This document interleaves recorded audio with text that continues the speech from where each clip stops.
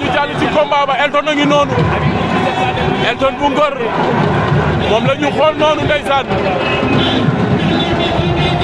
Elton bu Ngor a ngi noonu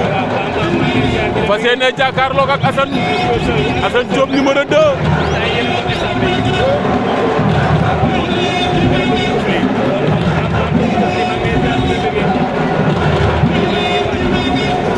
Elton bu Ngor a ngi noonu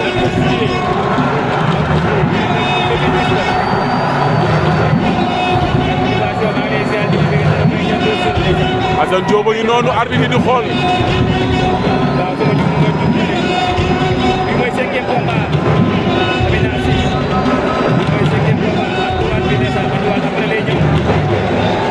mais xale yi taaral nañu stade bi tey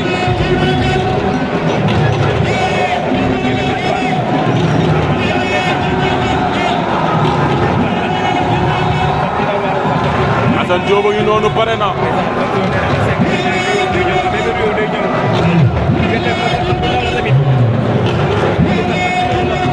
arbitre baa ngi wax ak ñoom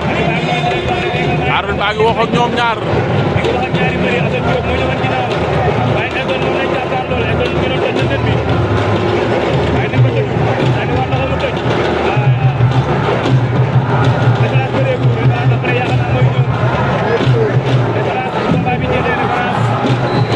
aca arbitre sifflé na combat ba Elton ak Assane Diop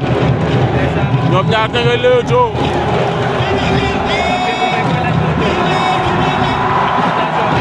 cokaasaat na ko Assane cokaasaat na ko xeex nañu ñoom ñaar Elton daw na jël ko daw na takk ko mu bañ bu ko bëgg a biij mu bañ jàppante nañu ñoom ñaar xale ba génnaat na ca biiju na ko caxabal na ko biij na ko mu jaaxaan bu arbitre wax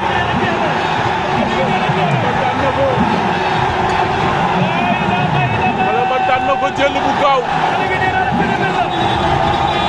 jox nañ ko victoire ba Assane Diop daan na ko xale yi Rio lañ dëkk xale yi Rio yi la nee naa leen bàyyi leen xel xale bi Tëngéej la waree vite fait bien fait xeex na xeex bi bëre na bëre bi daan na daan ba